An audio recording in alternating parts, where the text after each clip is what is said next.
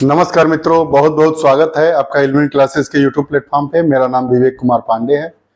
हम लोग भारतीय राज्य व्यवस्था को पढ़ रहे हैं। भारतीय राज्य व्यवस्था में हमने तीन अध्याय खत्म कर लिया। आज हम चौथे अध्याय की ओर बढ़ेंगे। भारतीय संविधान की प्रस्तावना क्या है, प्रस्तावना में जो जो शब्द है उनका निहितार्थ क्या है, कौन कौन से शब्द मूल प्रस्तावना में थे, कौन सब बाद में जोड़ा गया आवश्यकता अनुसार, उसको देखने से पहले हमारा आपसे निवेदन है कि ये हमारा YouTube का प्लेटफॉर्म है, इल्विन क्लासेस जिसका नाम है। अगर आप हमारे नए पाठक हैं, नए दर्शक हैं, तो कृपया चैनल को सब्सक्राइब करें और अपने मित्रों तक शेयर करें। आइए हम आगे बात करता हूं ना। प्रियम्बल, इसको कई जगह उद्देशिका भी नाम मिलता है। उद्देशिका,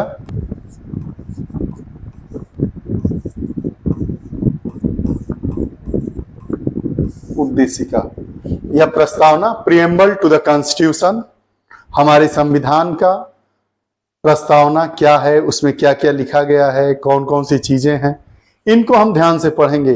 प्रस्तावना कब क्यों आवश्यक है, किस संविधान की ओर हमारे संविधान का झुकाव है या तटस्थ है, या किस संविधान से कौन कौन सी चीजें ली गई है, इन सारी चीजों को देखेंगे। आइए प्रारंभ करते हैं।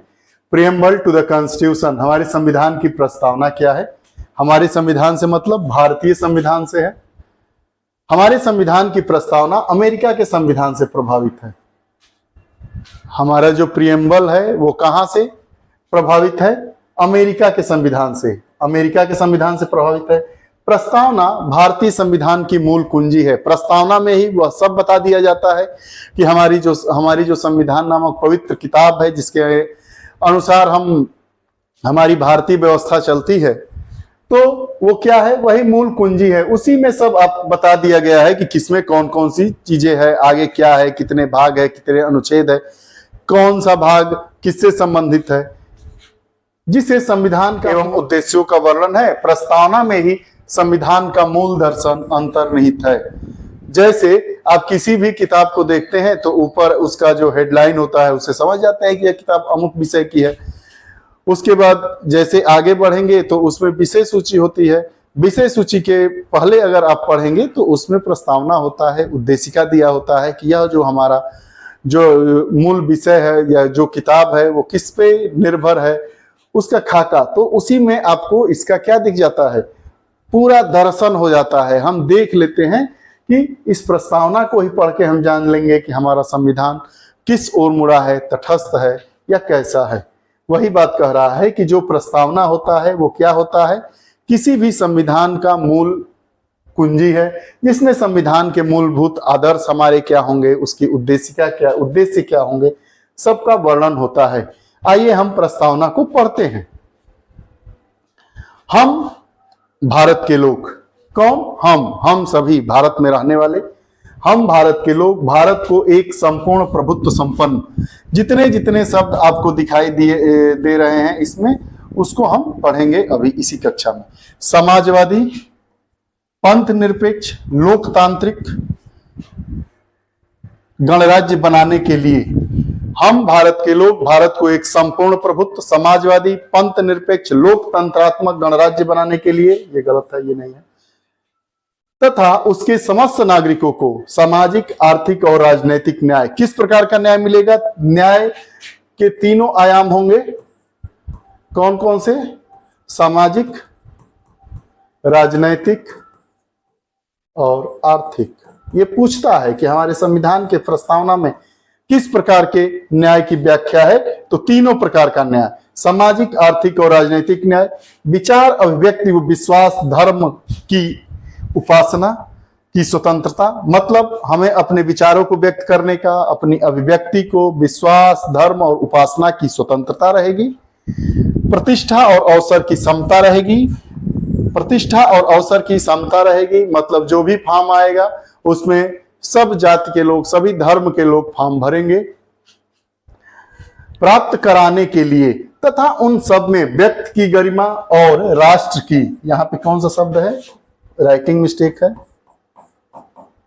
राष्ट्र की एकता और अखंडता सुनिश्चित करने वाली बंधुता बढ़ाने के लिए दृढ़ संकल्प होकर अपनी इस संविधान सभा में आज तारीख 26 नवंबर 1949 ईस्वी मिति मार्गशीर्ष शुक्ला सप्तमी संवत 2006 विक्रमी, शुक्ला सप्तमी संवत 2006 विक्रमी को एतत् द्वारा इस संविधान को अंगीकृत करते हैं, अधिनियमित करते हैं और अपमार्पित करते हैं। हर एक भारतीय को यह हमारे संविधान की प्रस्तावना याद होनी चाहिए।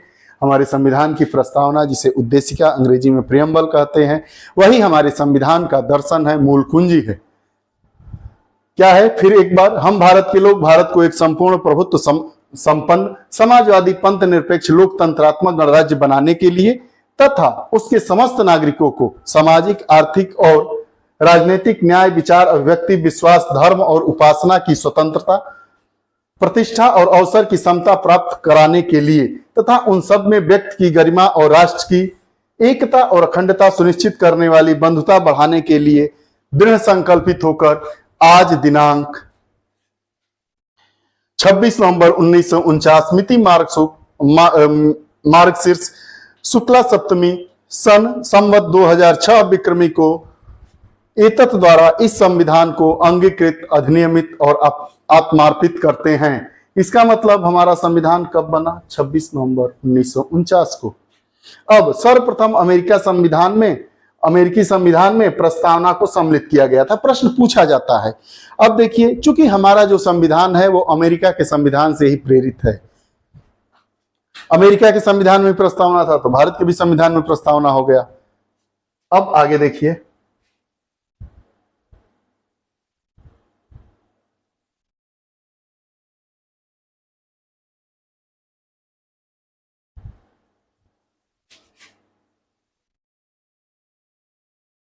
एक एक चीजों को बखूबी से पढ़ेंगे। सर्वप्रथम अमेरिकी संविधान में प्रस्तावना को सम्मिलित किया गया था। भारतीय संविधान की प्रस्तावना पंडित जवाहरलाल नेहरू द्वारा बनाए गए उद्देश्य प्रस्ताव पर आधारित है। पूछता है कि भारतीय संविधान में जो प्रस्तावना है वो किस प्रस्ताव पर? तो उद्देश्य प्रस्ताव, पंडित जवाहरलाल नेहरू। 42वें संविधान संशोधन 1976 के द्वारा 3 शब्द जोड़े गए, समाजवाद, धर्मनिरपेक्ष और अखंडता। पहले यह हमारे मूल संविधान की प्रस्तावना में यह तीनों शब्द नहीं थे। 42वें संविधान संशोधन 1976 के द्वारा समाजवादी या समाजवाद शब्द, धर्मनिरपेक्ष और अखंडता शब्द, 3 शब्द जोड़े गए। ये बार बार पूछा जाता है। पहला समाजवादी, दूसरा धर्मनिरपेक्ष और तीसरा अखंडता। अब N.A. पालकीवाला ने प्रस्तावना को संविधान का परिचय पत्र कहा। स्टेटमेंट में पूछा जाता है कि संविधान का परिचय पत्र, प्रस्तावना को या उद्देशिका को या प्रियम्बल को कोई भी नाम दे दिया जाता है। किसने कहा? तो N.A. पालकीवाला। ये बार बार प्रश्न पूछा गया है, ये मोस्ट इंपॉर्टेंट है आपका। संविधान की प्रस्तावना के विषय वस्तु क्या है, अब उसको हम देखेंगे। विषय वस्तु देखेंगे कि हम भारत के लोग, हम भारत में सर्वोपरि कौन है? हम सभी भारत के लोग। क्यों? कि लोकतंत्रात्मक जो हमारी व्यवस्था है, लोकतंत्रात्मक देश है, इसमें जनता ही क्या होती है? संप्रभु होती है, मालिक होती है। वही कह रहा है कि हम भारत के लोग भारत को एक संपूर्ण प्रभुत्व संपन्न समाजवादी, ये भी 42वें संविधान संशोधन द्वारा, धर्मनिरपेक्ष लोकतांत्रिक गणराज्य बनाने के लिए और इसके समस्त नागरिकों को सामाजिक, आर्थिक, राजनीतिक न्याय, विचार, अभिव्यक्ति, धर्म, विश्वास, उपासना की स्वतंत्रता, प्रतिष्ठा और अवसर की समता प्राप्त कराने के लिए तथा व्यक्ति की गरिमा और राष्ट्र की एकता ये भी सब जोड़ा गया था। अखंडता सुनिश्चित करने वाला, बंधुत्व बढ़ाने के लिए दृढ़ संकल्पित होकर अपनी इस संविधान सभा में आज 26 नवंबर 1949 को एतत् द्वारा इस संविधान को अंगीकृत, अधिनियमित और आत्मार्पित करते हैं। ये रही बात हमारे संविधान की प्रस्तावना की विषय वस्तु की। 3 शब्द मूल संविधान में नहीं थे। कौन कौन से नहीं थे? समाजवादी, धर्मनिरपेक्ष और अखंडता। 42वें संविधान संशोधन 1976 के द्वारा समाजवादी शब्द को, अखंडता को और धर्मनिरपेक्ष, ये तीनों शब्द जोड़े गए। अब आगे देखिए, प्रस्तावना के तत्व क्या क्या हैं।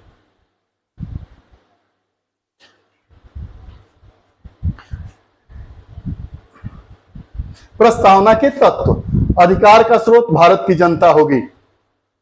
भारत एक संप्रभु, समाजवादी, धर्मनिरपेक्ष, लोकतांत्रिक, गणतांत्रिक राज्य व्यवस्था वाला देश है। न्याय, स्वतंत्रता, समता व बंधुत्व संविधान का उद्देश्य है। न्याय, स्वतंत्रता, समता व बंधुत्व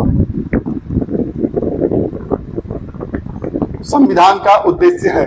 26 नवंबर 1949 को संविधान लागू हुआ। 26 नवंबर 1949 को हमारा संविधान लागू हुआ। प्रस्तावना के मुख्य शब्द उनका क्या है? संप्रभुता, सवर्निटी।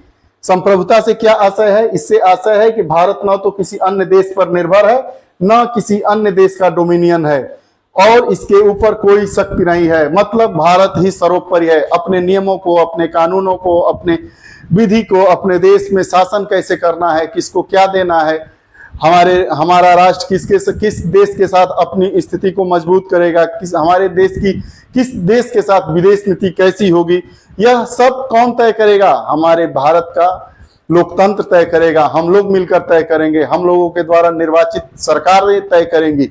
यह किसी के दबाव में नहीं होगा। हमारा राष्ट्र किसी का डोमिनियन नहीं रहेगा। यही संप्रभुता का मतलब होता है।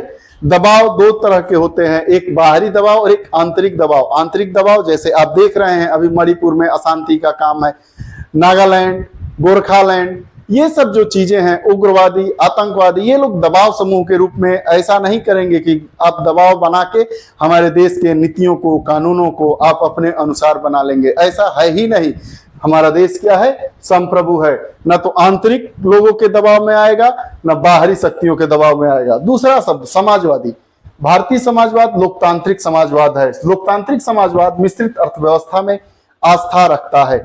जो लोकतांत्रिक समाजवाद है मिश्रित अर्थव्यवस्था में भाग रखता है। हमारे देश की जो अर्थव्यवस्था है वो मिश्रित अर्थव्यवस्था है। 1991 के बाद जब एलपीजी व्यवस्था लागू हुई तो हमारे देश ने क्या किया? मिश्रित अर्थव्यवस्था को आत्मसात किया। लोकतांत्रिक समाजवाद का उद्देश्य गरीबी, उपेक्षा, बीमारी व अवसर की असमानता को समाप्त करना इसका उद्देश्य है। हमारे देश में गरीबी को समाप्त करना, उपेक्षा को, बीमारी व अवसर की असमानता, जो अवसर की असमानता है, अवसर में समानता होगी, उसको समाप्त करने के उद्देश्य से समाजवादी शब्द को जोड़ा गया। भारतीय समाजवाद मार्क्सवाद और गांधीवाद का मिला जुला रूप है। यही कहा गया कि हमारा जो समाजवाद है वो मार्क्सवाद और गांधीवाद दोनों का मिला जुला रूप है। उदारीकरण, निजीकरण एवं वैश्वीकरण, इसी को एलपीजी व्यवस्था किया गया है। एल से लिबरलाइजेशन, पी से प्राइवेटाइजेशन और जी से ग्लोबलाइजेशन के आर्थिक नीति 1991 ने भारत के समाजवादी प्रतिरूप को थोड़ा लचीला बना दिया। थोड़ी सी चीजों को और लचीला की सेंस में, अगर कोई आता है, कंपनी लगाता है तो नियमों में ढील दिया जाएगा। अगला जो स्पेशलाइज्ड इसमें वर्ड है वो क्या है? धर्मनिरपेक्ष। धर्मनिरपेक्षता क्या होती है? धर्मनिरपेक्षता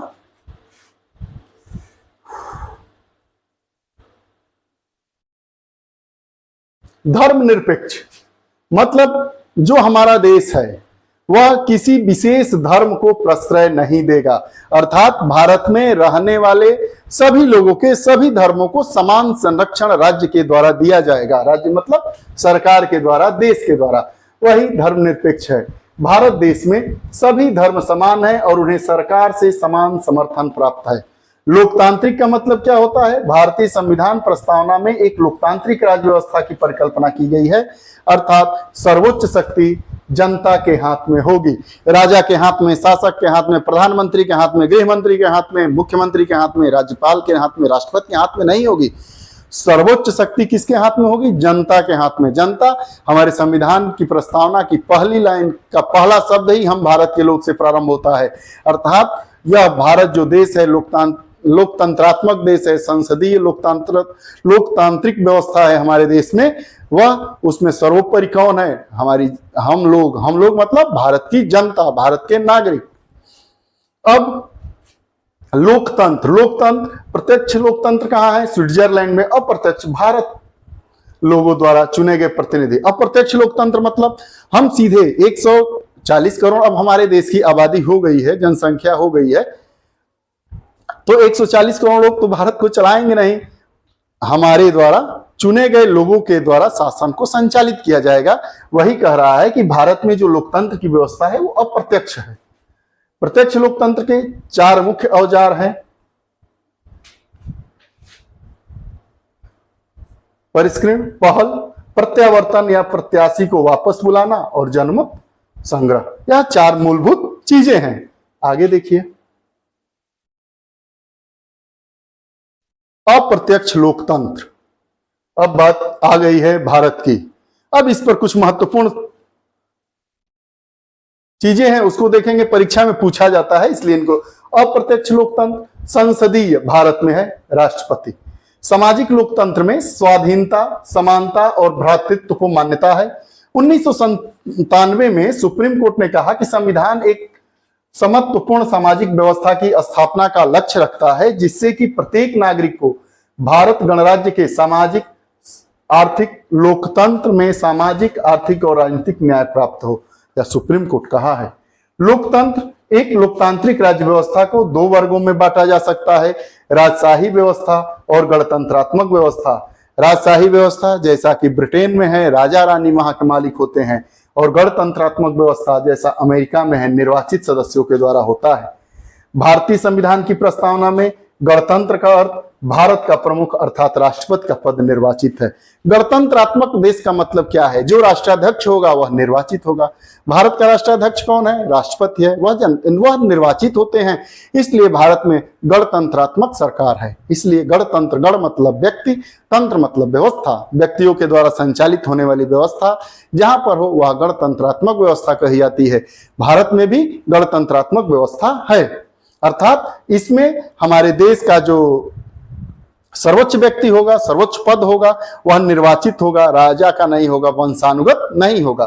ब्रिटेन में भी लोकतंत्र है, लेकिन ब्रिटेन की जो लोकतंत्रात्मक प्रक्रिया है वो अलग है। भारत की लोकतांत्रिक प्रक्रिया गणतंत्रात्मक है। वही बात इसमें बताया जा रहा है। न्याय, न्याय की बात करते हैं।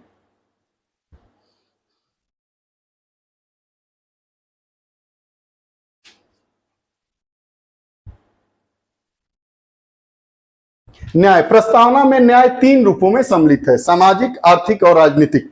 सामाजिक न्याय मतलब जाति, रंग, लिंग के आधार पर भेदभाव नहीं किया जाएगा। जाति, रंग, लिंग के आधार पर भेदभाव नहीं किया जाएगा। ऐसा नहीं है कि लाल कुर्सी पर किसी वर्ग विशेष का व्यक्ति बैठेगा, हरी कुर्सी पर किसी जाति विशेष का व्यक्ति बैठेगा, ऐसा नहीं है। हमारे समाज में यह क्या दी गई है? समानता के रूप में सामाजिक न्याय, जाति, रंग, लिंग के आधार पर बिना भेदभाव के अगर कोई किसी विशेष धर्म का व्यक्ति हत्या करता है तो उसके लिए भी दंड का विधान वही रहेगा जो दूसरे धर्म विशेष का व्यक्ति करेगा। वही बात कह रहा है। आर्थिक न्याय, आर्थिक कारणों के आधार पर भेदभाव ना हो। ऐसा नहीं कि अगर कोई एससी या जनरल या ओबीसी अलग अलग किराना की दुकान खोलते हैं तो सबके यहाँ चीनी का भाव अलग होगा, ऐसा नहीं है। वही कह रहा है कि आर्थिक आधारों पर भी भेदभाव नहीं होगा। राजनीतिक, हर व्यक्ति को समान राजनीतिक अधिकार है। युवा आता है, सब कोई चुनाव लड़ता है, जो जीतता है वो राजा।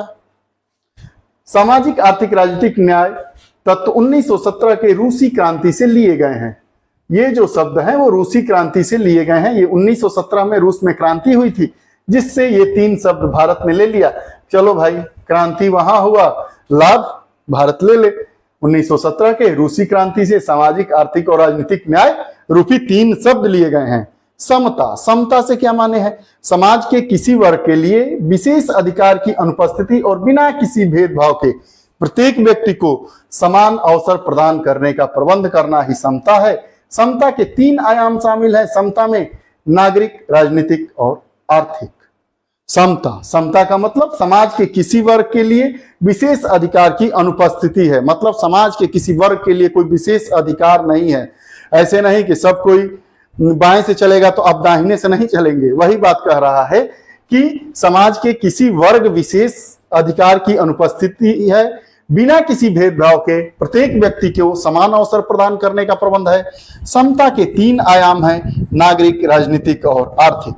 अब है स्वतंत्रता। प्रस्तावना में स्वतंत्रता फ्रांस की क्रांति से लिया गया था। रूस की क्रांति 1917 में हुई, फ्रांस की क्रांति से स्वतंत्रता शब्द लिया गया है।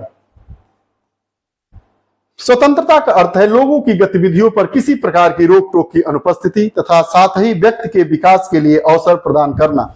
स्वतंत्रता का क्या अर्थ है कि व्यक्तियों की कोई भी गतिविधि हो उस पर रोक टोक नहीं होगा। वह गतिविधि समाज हित में, व्यक्ति हित में होनी चाहिए, समाज विरोधी नहीं होनी चाहिए। और साथ ही साथ विकास के लिए अवसर प्रदान करना, यह हमारी स्वतंत्रता की मूलभूत विशेषता है। आगे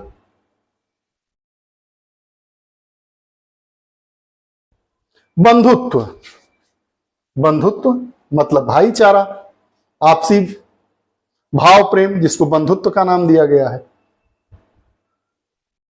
बंधुत्व का अर्थ है भाईचारा की भावना। बंधुत्व में दो बातें सुनिश्चित है, पहली व्यक्ति का सम्मान, दूसरा देश की एकता और अखंडता। ऐसा बंधुत्व नहीं बनाएंगे कि आतंकवादी हमारा भाई है, नहीं, वह देश की अखंडता और रक्षा सुरक्षा के साथ खिलवाड़ है, मजाक है, वो बंधुत्व की बात नहीं कर रहा। बंधुत्व का अर्थ है भाईचारा, वह भाईचारा जिसमें व्यक्ति का सम्मान हो और देश की एकता और अखंडता सुनिश्चित करने वाली भावना हो। प्रस्तावना का महत्व, प्रस्तावना का क्या महत्व है? प्रस्तावना उस आधारभूत दर्शन और राजनीतिक, धार्मिक और नैतिक मूल्यों का उल्लेख है जो हमारे संविधान का आधार है। पहले ही बता दिया गया कि किसी भी संविधान में उसकी प्रस्तावना उस संविधान का मूल दर्शन होता है, मूल कुंजी होती है। हम प्रस्तावना को अगर सही से समझते हैं, पढ़ते हैं, तो हम क्या पाते हैं कि हमारे संविधान में क्या क्या चीजें विहित होंगी। सर अल्लादी कृष्णा स्वामी अय्यर ने कहा था कि संविधान की प्रस्तावना हमारे दीर्घकालिक सपनों का विचार है। के मुंशी ने कहा था कि प्रस्तावना हमारी संप्रभु लोकतंत्रात्मक गणराज्य का भविष्य फल है। और ठाकुरनाथ भार्गव ने क्या कहा प्रस्तावना के बारे में कि प्रस्तावना संविधान का सबसे सम्मानित भाग है। संविधान के एक भाग के रूप में प्रस्तावना को देखते हैं। बेरुआरबारी मामले में सुप्रीम कोर्ट ने प्रस्तावना को संविधान का भाग नहीं माना था। केशवानंद भारती मामला 1973 में आया तो सुप्रीम कोर्ट ने प्रस्तावना को संविधान का अभिन्न अंग मान लिया। यह पूछा जाता है, आगे हम जब पढ़ेंगे तो इसमें हम बात करेंगे। LIC ऑफ इंडिया मामला 1995 में आया, उसमें सुप्रीम कोर्ट ने माना कि संविधान की जो प्रस्तावना है वो संविधान का आंतरिक भाग है। 3 प्रश्न है यहाँ पे। बेरुआरबारी मामले में सुप्रीम कोर्ट ने प्रस्तावना को संविधान का भाग माना कि नहीं माना। लेकिन जब 1973 में केशवानंद भारती का मामला आया तो सुप्रीम कोर्ट ने कहा कि जो संविधान की प्रस्तावना है वो संविधान का अभिन्न अंग है, कभी भिन्न ही नहीं हो सकता। उसके बाद LIC ऑफ इंडिया मामला 1995 आया, उसमें सुप्रीम कोर्ट ने कहा कि यह जो प्रस्तावना है वह संविधान का आंतरिक हिस्सा है। प्रस्तावना से संबंधित 2 उल्लेखनीय बातें। प्रस्तावना न तो विधायिका के शक्ति का स्रोत है, न ही उसकी शक्तियों पर प्रतिबंध लगाने वाला। यह गैर न्यायिक है। क्या है? यह गैर न्यायिक है। इसका मतलब क्या समझते हैं? गैर न्यायिक मतलब इसके खिलाफ वाद स्थापित नहीं किया जा सकता है। आगे इतनी बातें तो रही प्रस्तावना पे। अब प्रस्तावना में संशोधन की संभावना को देखते हैं। प्रस्तावना में केवल एक बार 42वें संविधान संशोधन के तहत 1976 में संशोधित किया गया था। 3 शब्द जो जोड़े गए थे उसी की बात ये कर रहा है।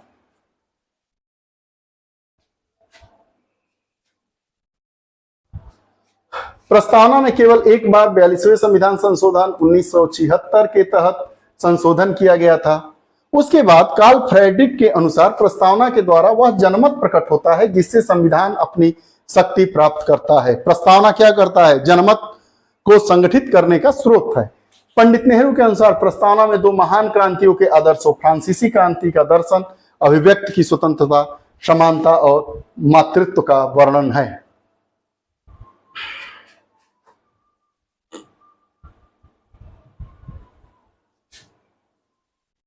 ये रही बात।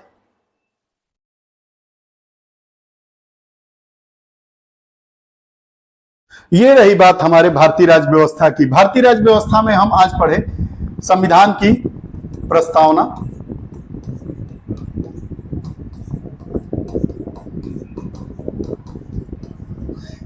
इस चैप्टर से चाहे हमारा PCS का परीक्षा हो, चाहे RO ARO हो, चाहे जो भी वनडे एग्जाम है, उसमें 2 से 3 प्रश्न निश्चित पूछे जाते हैं। यकीन मानिए, हमारी जो कक्षाएं हैं उसको ध्यान से पढ़िए, उसका PDF लीजिए, पढ़िए। अगर आप इसके पहले किसी और की कक्षा पढ़ते हैं तो उसको पढ़िए।